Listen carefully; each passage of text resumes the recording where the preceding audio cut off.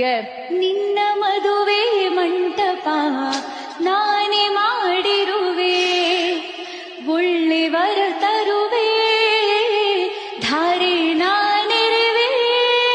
ನಿನ್ನ ಕರುಳಿನ ಬಳ್ಳಿಗೆ ನಾನೇ ಮರವಮ್ಮ, ನಾನೇ ಗುರುವಮ್ಮ, ನಾನೇ ದೊಡ್ಡಮ್ಮ.